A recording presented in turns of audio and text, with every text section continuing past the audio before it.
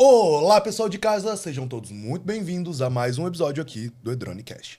Eu sou Edivaldo Firme, especialista em comunicação digital aqui na Edrone, e hoje eu tenho o prazer de receber Cris Mendes, o nosso novo CCO da Edrone e responsável pela nossa expansão na América Latina. Seja bem-vindo, Cris. Você está ouvindo o Edronecast, o podcast da Edrone, a plataforma de CRM e automação de marketing feita sob medida para e-commerce.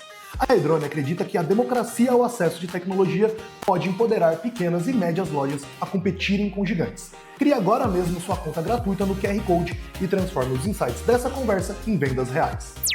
Tudo bom? Tudo bem, como é que você tá? Tudo ótimo. Cris, se apresenta para o pessoal de casa e conta um pouquinho da sua história para a gente poder dar início nesse papo e falar bastante sobre tecnologia no mundo hoje. Tá bem, tá bem. Eu sou CCO, né, que não diz muita coisa, é Chief Commercial Officer, é um diretor comercial, sou responsável pela parte comercial do negócio da Edrone agora na América Latina.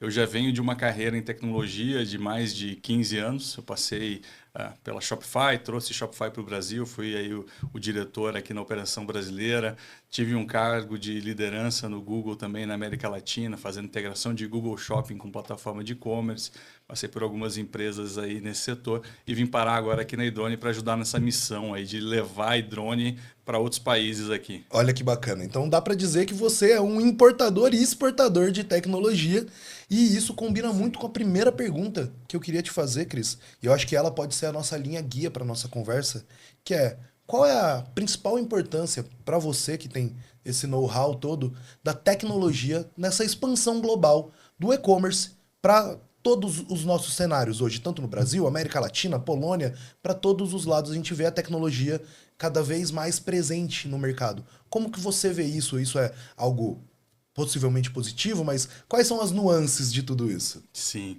não, certamente é positivo, Ed. Assim, a gente vê um avanço quando eu comecei a olhar ou trabalhar com e-commerce, isso ainda lá em 2015, 2016, a gente era muito incipiente, era um botãozinho de comprar que você botava num site e aquilo já gerava um resultado tremendo. Nossa, que momento da internet, aquele que você colocava R$ 1 no tráfego pago Um e realzinho, voltava 10. voltava bastante dinheiro. Hoje, infelizmente, não é mais assim, mas existem outras oportunidades. Então, a tecnologia ela evoluiu muito de forma a ajudar quem precisa e quem quer vender online e ter muito mais facilidade para fazer isso. Então, a gente partiu de uma evolução de algo que ainda era muito manual para um modelo hoje onde a gente tem uma integração muito grande de soluções, de plataformas, de tecnologias para você montar sua loja, vender online e conseguir fazer a gestão disso de uma maneira organizada e até mesmo simplificada. Porque eu acho que esse é sempre o grande desafio, sempre foi o grande desafio, que é o que acontece também do outro lado da tela, né? Isso. O que acontece depois do clique, depois que eu como comprador fui lá, botei meu cartão, apertei o botão de comprar. Existe uma série de atividades que vão acontecer a partir daí que são super importantes para garantir que a experiência minha ou sua como comprador ela seja positiva. Então, acho que a tecnologia ela tem evoluído para atuar nessas duas frentes. No lado que ninguém enxerga, que é a cozinha lá do lojista. É o back-office ali, né? O back-office, a operação. E o outro lado, o lado que a gente vê, uma loja bonita, com um design bacana, com recursos legais, com formas diferentes de capturar a atenção daquele potencial cliente. Então, acho que a gente vê uma evolução muito grande, muito rápida nisso. A gente tem hoje aí a AI entrando muito forte também dentro desse cenário. E isso tudo tem contribuído muito para que eu, como um lojista, mesmo sendo um lojista pequeno, eu tenho acesso hoje a tecnologias que há pouco tempo atrás elas seriam muito caras para mim. Total. Né? Que só o grande lojista, aquele grande varejista, eu olhava, pô, isso aqui eu não tenho condições de pagar. E hoje a gente tem acesso a essas soluções. Isso é um dos pontos mais importantes que eu particularmente observo também, que eu trabalho, por sorte, há 15 anos também com e-commerce. A minha primeira experiência no mercado digital foi com e-commerce. Eu lembro exatamente desse cenário que você descreveu, que era, cara, uma mudancinha no botão era tudo que você precisava. Botar o botão de outra cor, Sim. fazer uma campanha de tráfego super simples, zero direcionada. Você vendia muito.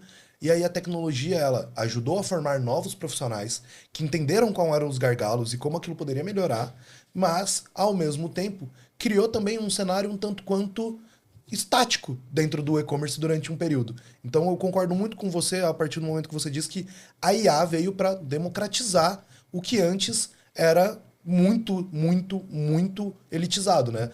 Eu cheguei a trabalhar com Vetex antigamente, lojas que precisavam de um faturamento muito alto, que era possível de se alcançar naquele momento, só para conseguir pagar a plataforma. Sim. E aí hoje a gente empilha plataformas do outro lado, né, com a tecnologia. Empilha plataformas, cada uma fazendo uma tarefa diferente, mas todas mais acessíveis. Você acredita que para o futuro isso vai se tornar cada vez mais normal ou a gente vai chegar em um momento da ferramenta definitiva?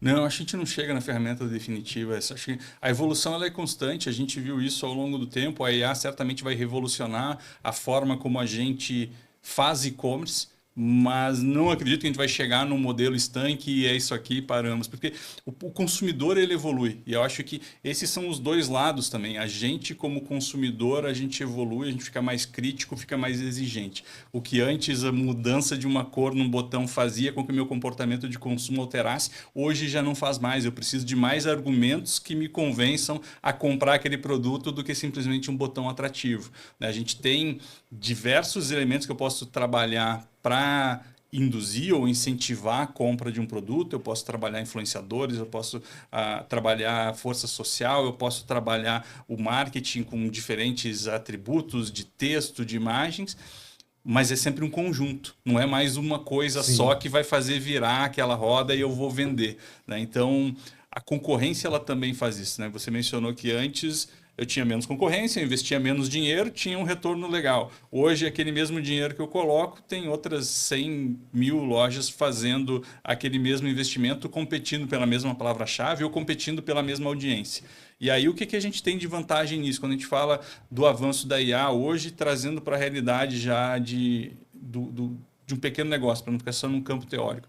Hoje eu consigo fazer uma segmentação que anos atrás, numa plataforma BTX, você teria que ter uma ferramenta de analítica, de BI super cara. Com um profissional extremamente bem remunerado, porque o pessoal de BI até hoje continua custando caro. Então, empilhava-se um preço muito alto para a extração de dados. Uma Chaordic da vida que existia, que era uma tecnologia justamente para fazer essa análise e segmentação de tráfego, para você fazer uma campanha mais assertiva e ter um retorno melhor do seu investimento. Cara, hoje você tem ferramentas muito mais simples, com um clique, como a própria iDrone, que faz essa segmentação para você e você consegue atingir o cliente e ter um retorno excelente para o seu investimento. Isso estaria acessível para o pequeno, para o lojista que está começando agora. Então, a gente tem, quando a gente fala dessa democratização, é óbvio que ela também aumenta a concorrência. Se está disponível para mim, está disponível para o meu concorrente também. Então, cabe a gente, o cliente, o usuário, o lojista, ficar atento e se manter atualizado, porque a maioria fica tão imerso na operação, naquele dia a dia, no empacotar o pedido, enviar e cuidar do estoque, a nota fiscal, que às vezes você esquece de olhar um pouquinho para fora, daquela respirada, botar a cabeça fora da água. Eu costumo brincar que ambos trabalhamos com tecnologia há tempo suficiente para ter conhecido dois perfis. O do gerente de e-commerce e do gestor. O gerente é exatamente esse personagem que você acabou de falar. É o cara que vai estar em todos os cantos da operação, vendo se o produto foi bem embalado, se a produção dele foi bem feita, se a nota fiscal saiu certinho, se a coleta foi feita. Ele vai se responsabilizar por gerenciar os processos. Enquanto o gestor ele tem que estar preocupado em como fazer a empresa funcionar melhor. Sim. E aí isso é a grande balança que a gente tem no cenário brasileiro, por exemplo, que às vezes a empresa não consegue ter os dois. Muitas vezes porque é o que eu costumo brincar, que é a eu presa, né? É uma pessoa sozinha com um sonho, muita garra, indo lá e fazendo acontecer. Então, a gente sabe que tem tanto a iDrone com plano gratuito para a pessoa poder escalar de maneira sustentável, mas, pô, eu brinco, mas é a mais pura verdade. Cara, tem o ChatGPT aí. E a partir do momento que você tem acesso a uma LLM, seja ela qual for, o ChatGPT, Manuso, Cloud, escolhe aí a que você gosta, você está a 3 passos à frente de quem você era antes. Sim. Porque não ter acesso ao conhecimento é mais difícil do que você ter acesso e não saber o que fazer com ele. Então, quando ninguém tinha, fazia sentido você pagar 30, 50, 100 mil reais para um especialista de BI e ir lá e sentar na tua operação e fazer uma análise. Hoje em dia você consegue baixar um documento e jogar no ChatGPT, isso que a gente está falando do cenário mais paupérrimo possível, né? Mas ele vai baixar um CSV ali, um documento, vai subir ali e falar, me ajuda. Sim, Ele me vai. ajuda a entender Me essa ajuda. base, né? E esse é um exercício que eu fiz, né? Eu costumo brincar que eu tenho a sorte, a oportunidade de estar dos dois lados da mesa. Eu também tenho minha loja, também tenho o meu pequeno e-commerce e trabalho na tecnologia do outro lado como plataforma. E esse foi um exercício que eu fiz antes de conhecer outras soluções, mas já pensando em AI, eu fui lá extrair minha base de clientes porque eu queria entender, primeiro, de onde são esses clientes? Porque não é muito fácil você tem na sua plataforma conseguir ter uma visão de segmentação. Eu pedi que extrair a base de clientes histórica que eu tinha, joguei no ChatGPT e falei, me ajuda a montar um gráfico aqui para entender de onde são, né? De que parte do Brasil são. Não só estado, eu queria entender a concentração. E aí eu percebi que a maioria dos meus clientes era do interior do Brasil. Pedi para ele me ajudar a identificar comportamento de consumo, né? Recorrência de compra. Os clientes compram de novo, com que frequência, o que ele compra primeiro e o que ele compra depois, para entender que produto eu destaco. Ah, se eu entendo que ele compra primeiro esse copo e depois ele compra a jarra, eu vou destacar o copo no meu Depois a site jarra. e depois a jarra. A jarra eu faço uma campanha de e-mail marketing depois para ele, para vender.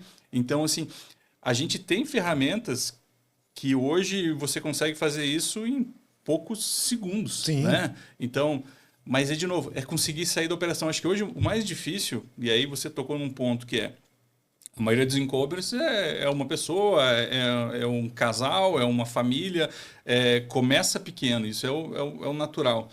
Mas você precisa se dar esse luxo, De né, entender de que hoje em dia dá entender para ser mais que isso. que dá para ser mais que isso, de achar esse tempo que sejam 30 minutos, uma hora, para você parar e tentar pensar no seu negócio além do dia a dia, Do operacional, né? Do operacional. somente o operacional. Senão fica muito difícil crescer. A concorrência aumenta, você vai continuar investindo, sei lá, R$ 1.000 em ads, cada vez isso vai retornar menos visita na sua loja e aí você está fazendo só o mesmo, só repetindo aquilo e o seu negócio não evolui. Então é olhar para as ferramentas que tem hoje disponíveis e entender, cara, o que eu posso fazer diferente Como? aqui, né?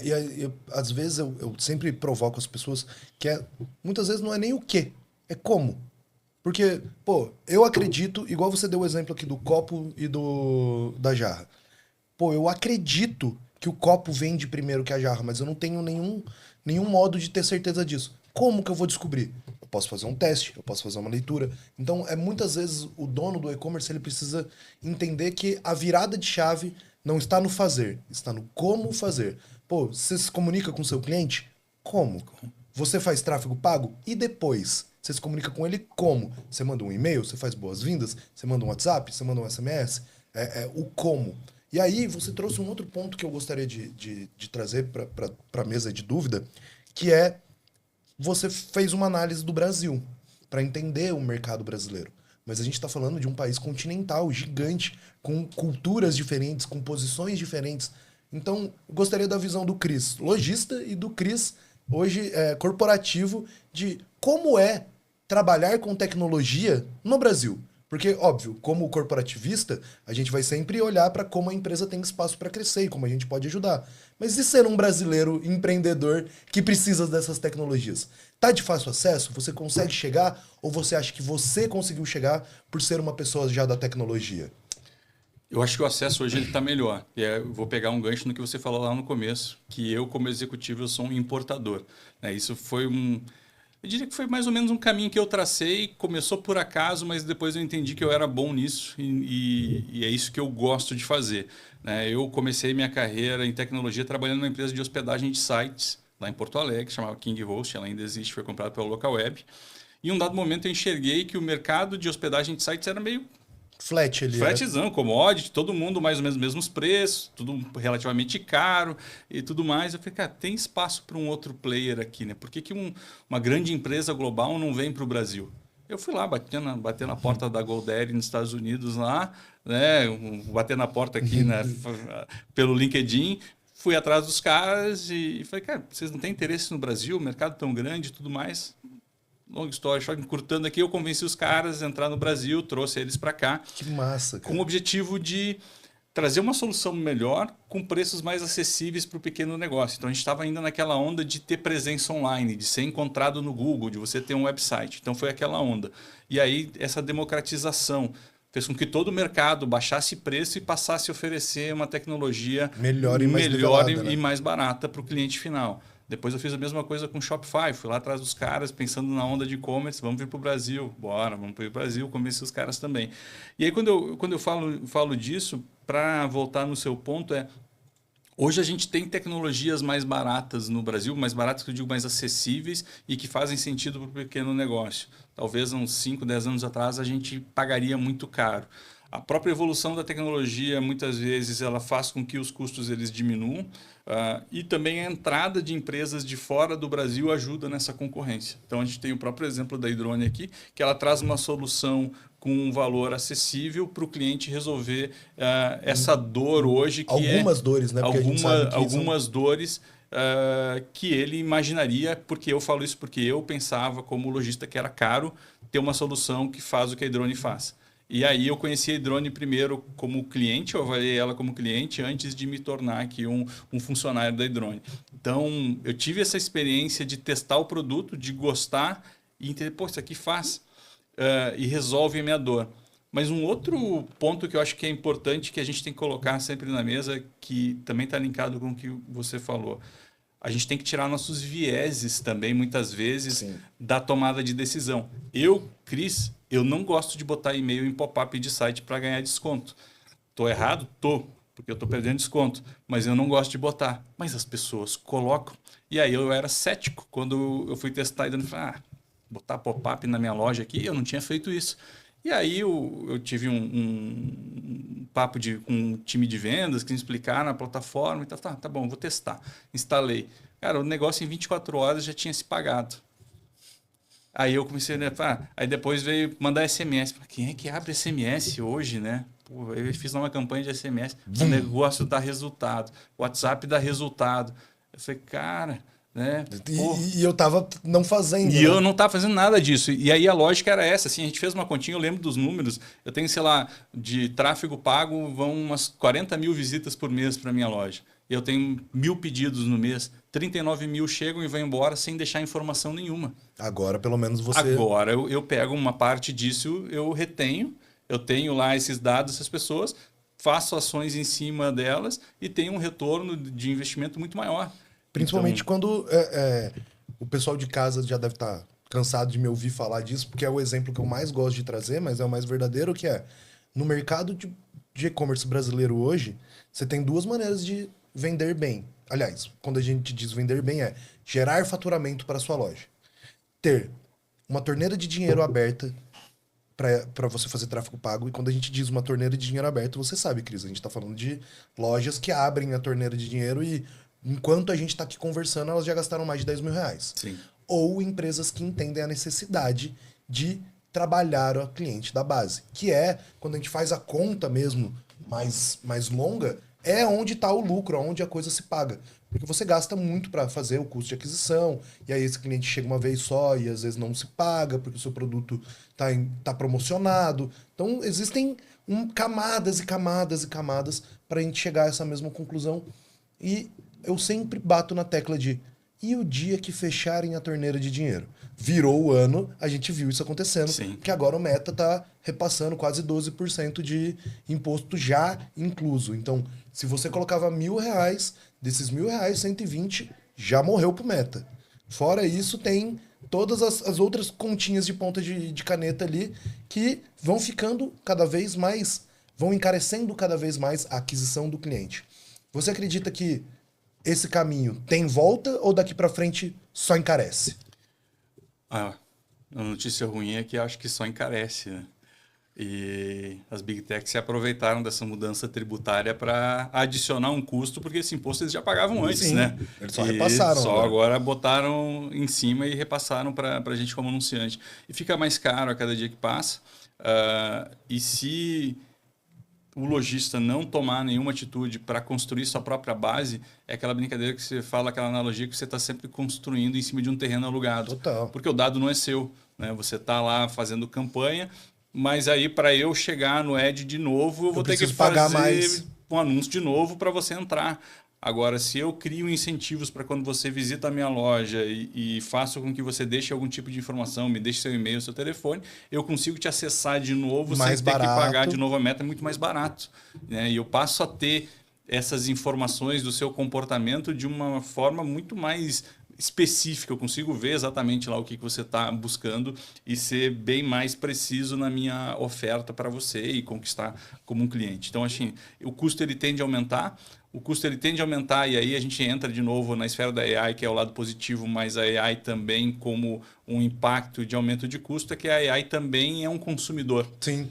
Ela também clica em anúncio, né? Quando ela está lá fazendo a busca, dela. ela como com os termos bonitos aí, mas ela como um agente de e-commerce, né? Um agente de comércio, ela também vai aumentar nossos custos, porque pensa que é um exército infinito de robôs que também vão entrar no papel de comprador, né? Que isso já começa a acontecer. Então, o custo ele tende a aumentar. A gente precisa cada vez mais olhar para essa segmentação, né? Não ficar fazendo campanha de mar aberto, né? Atirando para o Brasil inteiro e fazer essa análise. Porque aí volta um pouco naquele ponto. Eu olhei aquele mapa do Brasil porque eu fazia campanha com segmentação Brasil, né? Minha segmentação era Brasil, todo que fala português. Brasil, né? Todas as pessoas falam português, homens e mulheres entre 18 e 65 anos. É a campanha mais braços abertos que dá pra ter, né? É bem segmentada, né? Assim, você pegava quase todo mundo. E aí eu fiz aquela análise para ter, cara, eu preciso refinar. E aí eu quero mais compradores do que aqueles que já estão comprando de mim. Então eu fiz essa análise, entendi os estados. Naquele momento não tinha uma compra muito grande em capital, era uma compra grande em interior dos estados. Então eu consegui refinar isso, segmentar por cidades, por regiões, e minha performance começou a melhorar. Meu retorno daquele investimento em mídia começou a melhorar. Mas ao mesmo tempo, isso chega a um ponto que também satura. E aí você começa a ter concorrentes copiando a sua estratégia, e aí você começa de novo a ter que brigar pelo preço do lance, no caso. Do lance, e seu custo aumenta. Então, assim, essa visão eu não tinha. A primeira coisa que eu fazia ao montar uma loja era excluir, que vem sempre em todo tema, o campo aquele de newsletter, né? Deixa seu e-mail aqui. Não vai ter newsletter. Não vai ter newsletter, porque eu ficava pensando, eu não vou mandar conteúdo para ninguém, não vou ficar escrevendo um blog, mandando notícia. Eu deletava aquilo por padrão. Veja só, né? E hoje eu já tenho ali uma base, eu acho que desde que eu comecei a usar drone em dezembro, já tenho uma base de uns 3 mil inscritos. Que está rodando. Que está rodando direto. E o mais louco foi que, assim, quando eu fui testar, eu ativei o negócio, ele já criou os pop-ups, tudo com a identidade da minha loja. Tudo a IA se conectando. A IA se conectou. Eu não fiz nada, eu só apertei em ativar, eu não alterei texto, eu não alterei nada. Assim, fui muito preguiçoso nesse sentido. Poderia ter, mas estava bom. Mas aí entra muito a questão, Cris, e aí essa é a parte que a gente volta lá para pensar. Quando a gente está falando do pequeno e médio, a gente está falando do eu presa, não tem tempo. Da família, da empresa familiar, para a pessoa ter decidido ir para o e-commerce, alguma coisa mudou na vida dela. Nem que seja um grito de desespero e ela falou assim, ok, não aguento mais ser CLT, vou abrir minha própria loja. Isso não faz dele um especialista em design, um especialista em comunicação, um especialista em SEO. Infelizmente, a gente sabe que muita gente morre na praia porque ele tinha só uma boa ideia. Sim. E aí eu acredito muito que a AI vem para fazer com que essas pessoas tenham um exército junto com elas. Então, eu gostaria de que o meu e-mail fosse super bem escrito. E eu sou um cara que escreve muito bem. Então, eu vou deixar ela fazer eu vou deixar ela fazer a abertura do e-mail, eu vou deixar me ajudar a escolher qual que é o melhor produto, mas segmentar o meu cliente, porque isso são coisas que eu não sei fazer. Mas escrever, pode deixar. Escrever, eu vou escrever muito bem. E no dia que eu não estiver tão inspirado, eu peço para ele escrever e eu vou lá e corrijo. Você acredita que esse é o próximo passo natural? A gente vai ter menos especialistas generalistas e a gente vai ter pessoas fazendo coisas nas quais elas são boas? Eu acredito que sim. Eu acho que a IA ela veio para tornar a gente muito mais produtivo e eliminar o tempo que a gente perdia fazendo tarefas que às vezes a gente não queria estar fazendo, mas era obrigado a fazer. Então, o exemplo que você deu é o perfeito no cenário que eu vejo, que é a AI como esse copiloto. Sim. Faz para mim aqui isso que eu não gosto. Me ajuda aqui, ó, isso que eu não gosto. Me ajuda, eu não gosto. E eu vou dedicar meu tempo naquilo que eu sou bom, obviamente, em revisar o trabalho que ela está fazendo, mas me dedicar naquilo que eu acredito que adiciona mais valor nesse processo. Então, assim, tanto como lojista ou como executivo, eu uso AI o dia inteiro no meu trabalho para tornar ele mais eficiente. O que antes eu gastava um tempão, quando a gente fala aí de expansão, fazer um plano de expansão para um outro país, obviamente que eu tenho toda a estrutura mental que eu jogo lá e os principais pontos, mas para deixar bonitinho, formatado, para criticar o meu trabalho, para onde é que Agindo como fulano de tal, é como você acha que esse texto seria interpretado? interpretado. Que pontos que eu estou esquecendo aqui? Quais são meus pontos cegos? Que falhas que você vê nesse meu plano que pode dar errado? Eu acho que tudo isso são coisas que a gente pode usar a ferramenta a nosso favor. E no e-commerce é a mesma coisa, né? Você pega lá a descrição do seu produto. Eu não escrevo tão bem quanto você, eu boto a descrição de um jeito que eu acho que é Funcional. funcional, jogo lá na app. Redija, reescreva aqui essa descrição de produto de forma que fique atrativo para o cliente, ressalte os E aí atributos e tal. sempre tem a galera, e aí eu vou ser essa pessoa, que, mas o trabalho de IA é muito plástico. Eu falo, gente, pode ser muito plástico, mas é melhor do que não ter. De novo, a gente tá muito focado, e eu sei que eu recebo esse tipo de comentário de pessoas que já estão em outra esfera, mas tem muita gente que precisa começar. Ele precisa escrever 10 copies com IA para ele ter tempo de ler 10 copies e falar, pô, essa aqui eu gostei mais. Vou me inspirar mais nessa. Então de novo, é aquilo que a gente falou, é testar, é botar a mão na massa sem tanto medo do erro. Porque Sim. a grande parte do público, no geral, tem grandes problemas com não vou conseguir fazer, não vou dar conta, não sei. E junto com isso tá já somado automaticamente o alto custo de investimento de tecnologia, alto custo de tempo, que é uma coisa que para quem está gerindo o seu próprio negócio é ainda mais complicado. E, de novo, a não recursividade, a não ter acesso aos recursos corretos. Então, pô, se eu não sei nada de design, eu não vou nem me atrever a abrir um e-commerce. Eu não vou saber fazer.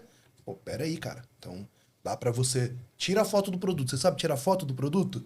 Sei tirar foto do produto. Pronto. Temos um começo, né? Tem Então, um começo. é o que eu digo para todo mundo.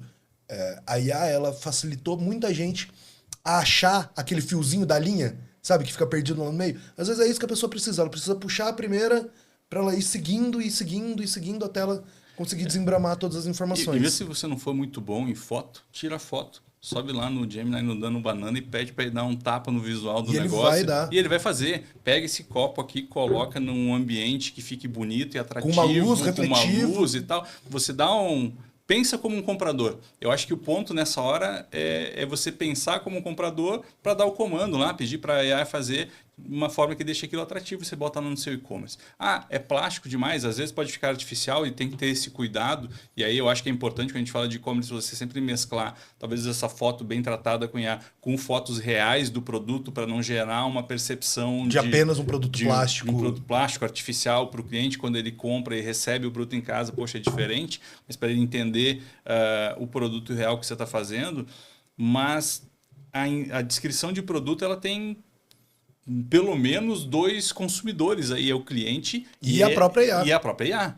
Então, assim, por mais que ela soe plástica, muitas vezes ela precisa seguir uma certa estrutura que a IA vai entender, que a IA está lá influenciando E ela vai buscar o posicionamento depois no Google, numa busca orgânica, que vai posicionar agora, a gente vai ter a busca e recomendação de produto dentro da própria IA. Então, ela pode parecer um pouco artificial, mas você tem que tentar hoje atender os dois públicos, né? Eu tenho eu uso IA desde o momento que ela lançou, assim, eu trabalhava com edição de conteúdo escrito, eu trabalhava numa editoria, e aí eu lembro de um amigo meu me mandando uma mensagem falando assim, cara, ele mandou pra mim a seguinte mensagem, o link do chat GPT e falou, use com cuidado. E foi só isso, ele não me explicou o que que era, eu abri, vi aquele prompt, não entendi nada, aí eu, deixa eu perguntar aqui alguma coisa pra ele. A hora que eu vi a primeira devolutiva, eu lembro de eu olhar e falar assim, ok, daqui pra frente o mundo vai ficar muito doido. E aí, sendo uma pessoa da tecnologia, no seu caso, sabe, Cris? Eu queria não só da gente falar das coisas boas, mas você consegue enxergar algum ponto negativo nessa grande expansão tecnológica que a gente vem tendo no mundo? Acho que pontos negativos tem, né? Acho que a gente tem um risco muito grande quando a gente fala de IA os deepfakes, né, talvez sejam um maior risco que a gente tem hoje dentro de cenários extremamente polarizados que a gente vive, dentro de contexto de política, enfim, isso eu acho que tende a ser um risco muito grande.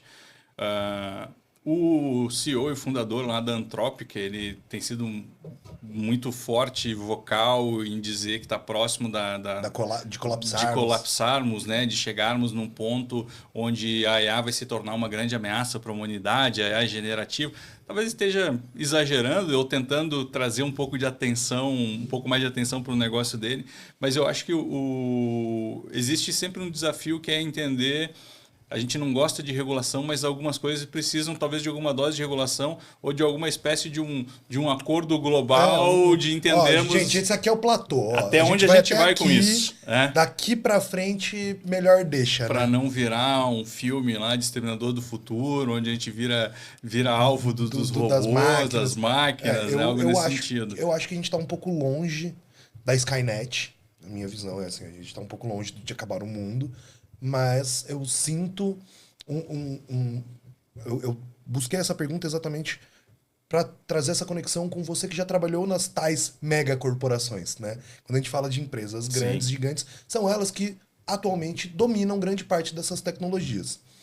Você acredita que, mesmo do modo que a gente está vivendo agora, essas grandes corporações se mantêm ou elas sim, em algum momento, se tornarão absolutas? Por exemplo, a gente pode falar, eu gosto de sempre trazer esse exemplo do próprio Google. O Google ele foi oferecido a compra pelo Yahoo por $1 milhão, se eu não me engano, e o pessoal do Yahoo falou, o que eu vou fazer com isso aqui? Sai. Sim. E hoje em dia a gente tem a Alphabet, que é uma das maiores empresas do mundo. Ela caminha para se tornar uma hegemonia dentro da própria área. Você acredita que a AI proprietária dessas grandes marcas ela vai se tornar algo cada vez mais proprietário e a gente vai ter a grande empresa OpenAI, a grande empresa Google, como a gente já tem, e todos nós seremos reféns dessas tecnologias?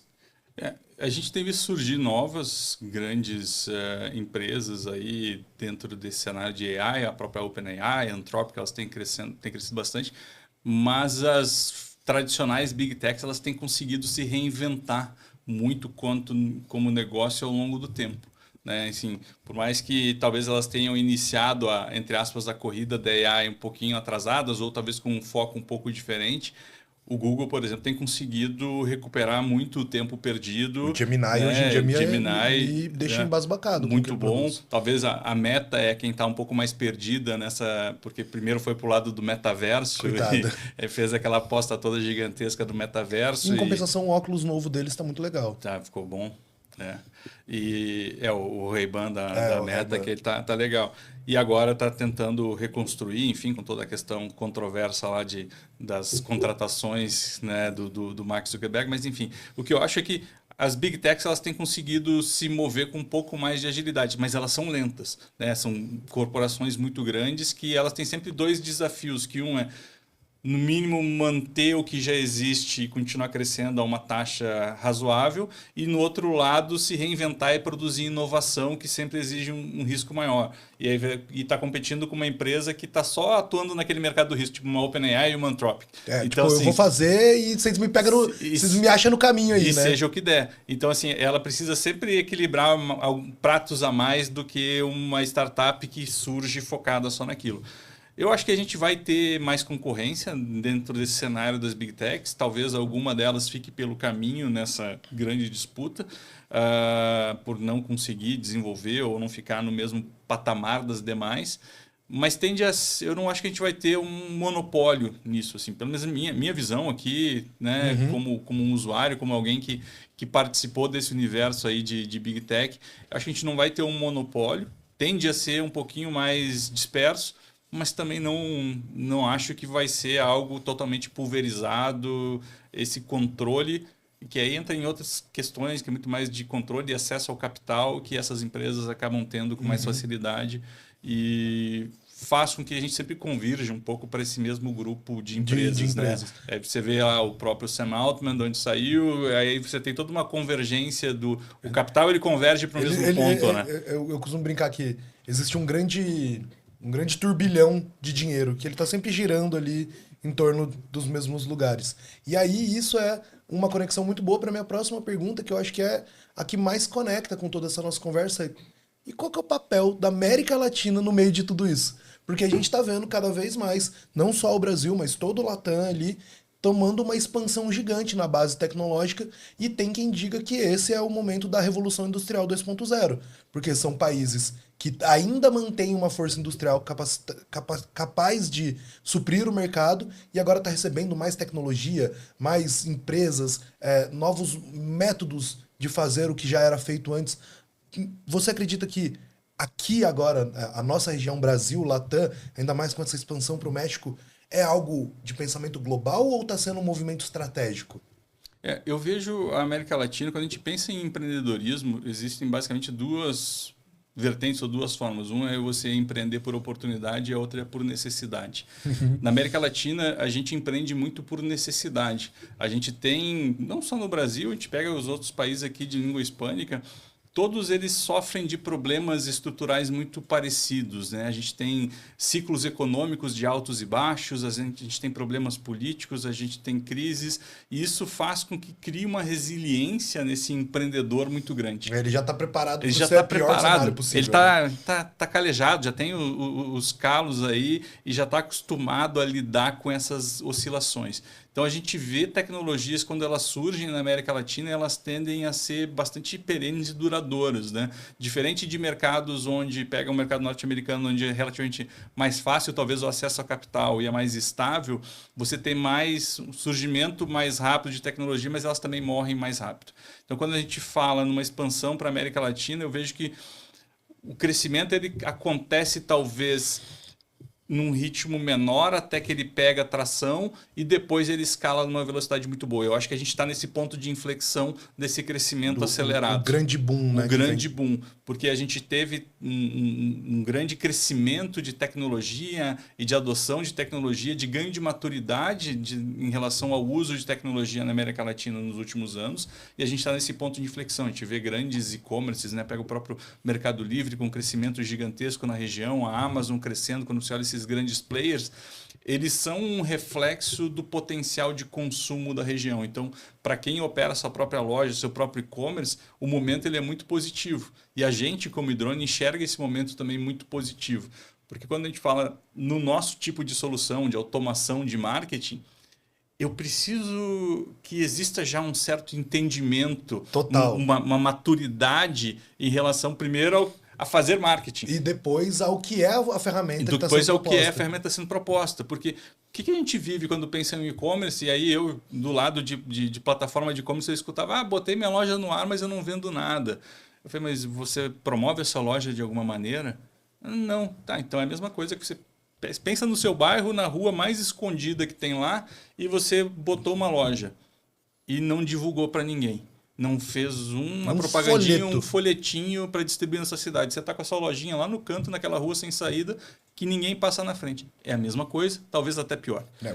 O beco da internet é mais escuro. É mais escuro ainda. Então, assim, quando a gente passa por esses estágios de maturidade, onde eu já entendo, eu coloco meu negócio no ar, mas eu preciso promover, seja ele de forma orgânica, com redes sociais, produzir conteúdo, gerar acessos para a minha loja, para o meu e-commerce, a gente já vai elevando o nível de maturidade. Eu acho que a gente já chegou num nível de maturidade onde quem começa na internet hoje tem um acesso à informação muito grande, que ele já entende que eu preciso fazer marketing de alguma maneira, seja pago ou orgânico, para promover o meu negócio.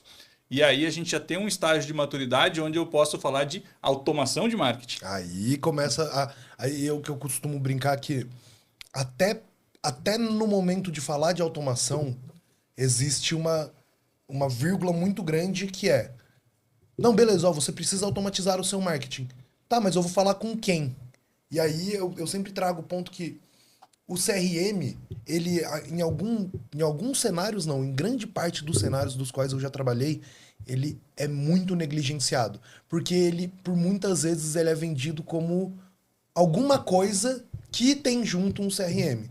Então, eu tenho um ERP que também tem ali um CRM ali, mais ou menos.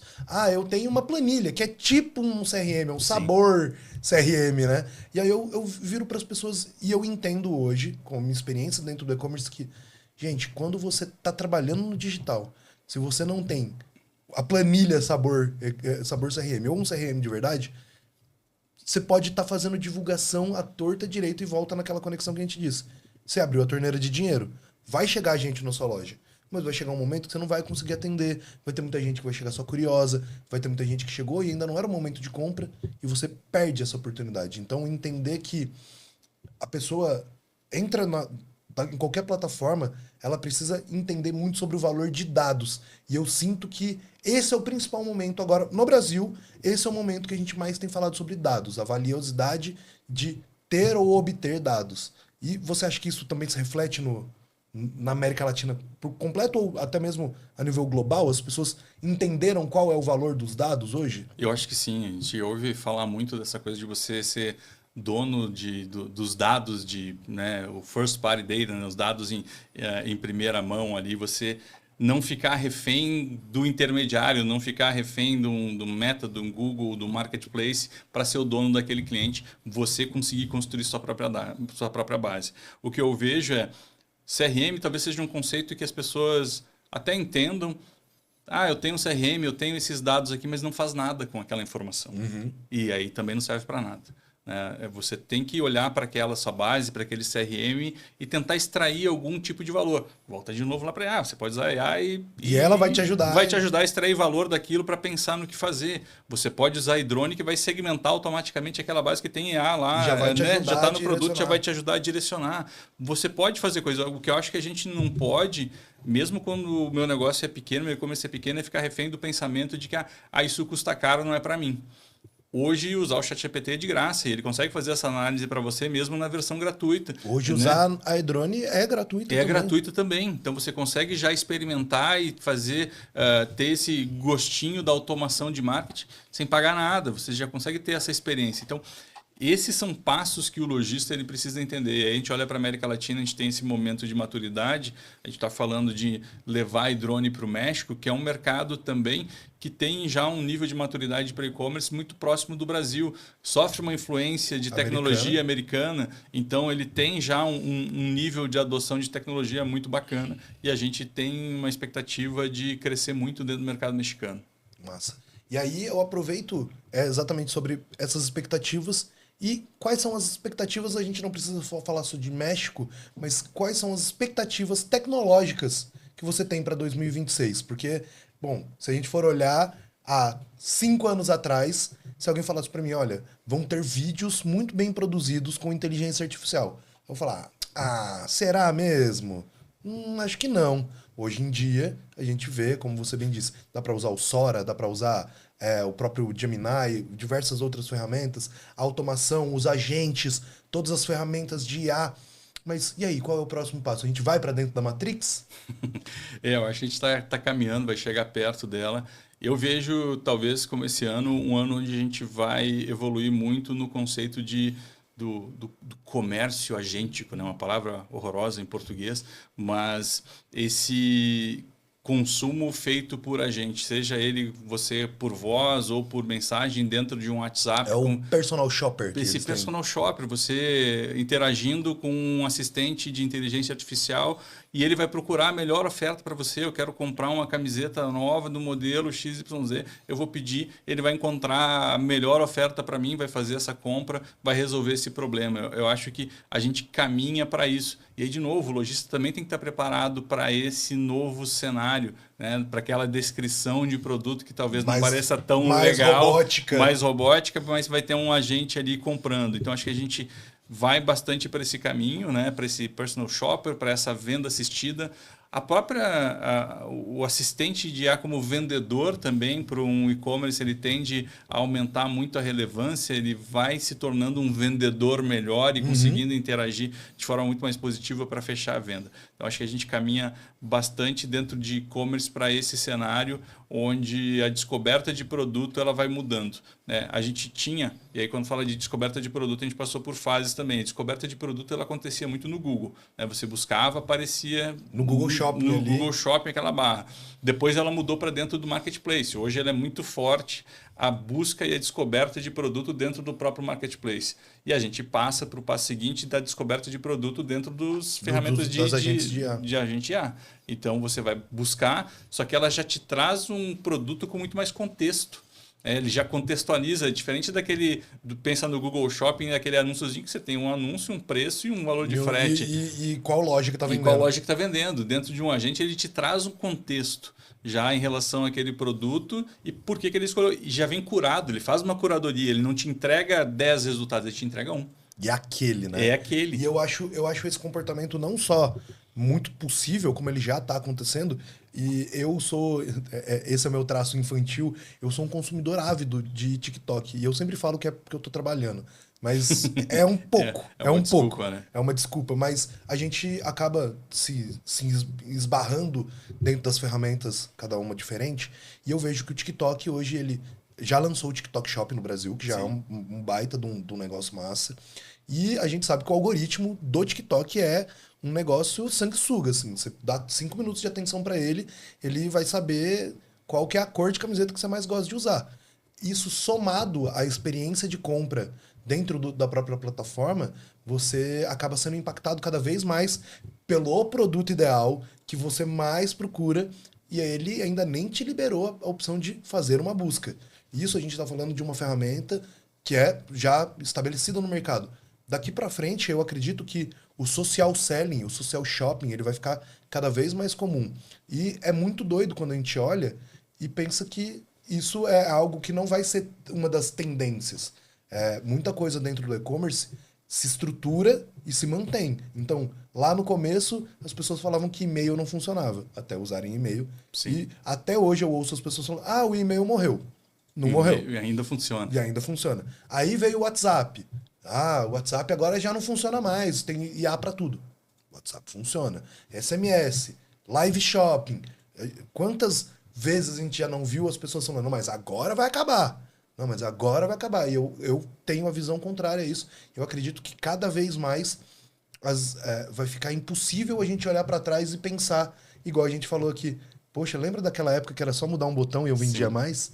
Né? Só mudar a cor, né? Mudar do azul pro verde e já aumentava a conversão. Pô, colocar um banner na minha home escrito hoje tem promoção. Eu não precisava nem falar de quantos por cento. Ia vender, já vendia pra caramba.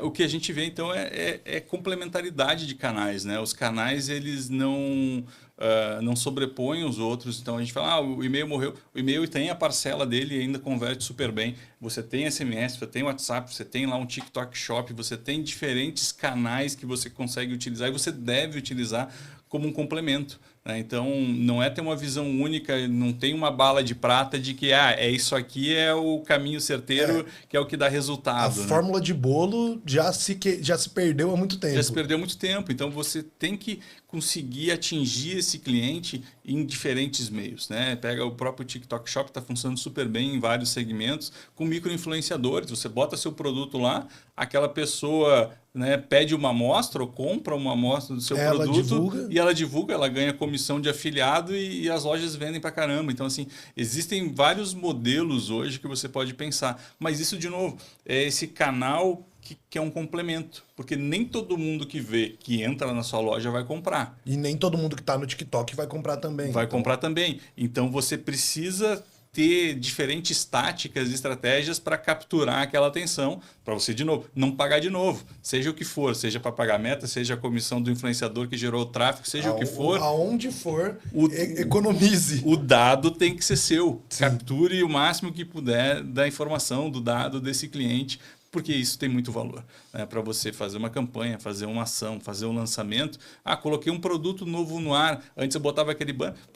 Dispara uma campanha de e-mail, dispara uma campanha de SMS. Quem comprou com você nos últimos 3 meses, manda um SMS, né? Eu falo que hoje tem tanta coisa para ser feita que as pessoas só precisam, e aí a gente fala só, parece um negócio meio besta, né? Mas as pessoas só precisam usar a cabeça. E pensar assim, por onde que eu vou começar? Eu vou fazer uma trilha de e-mail, que depois vira um WhatsApp, que depois vira um SMS, e aí quem completou as 3 partes da jornada, eu vou separar esse cara como um público super quente, ativo, eu vou fazer dele o meu público que vai se conectar nas minhas redes sociais. Parece, é o que eu costumo dizer. Depois você vê o quebra-cabeça pronto, você fala, nossa, como que fez? Mas é isso, né? É pecinha por pecinha. E aí, Cris, eu queria aproveitar, então, pra gente resumir pro pessoal de casa o que que foi que a gente trouxe aqui hoje. Porque, de fato, a tecnologia, ela não para, ela só tá avançando.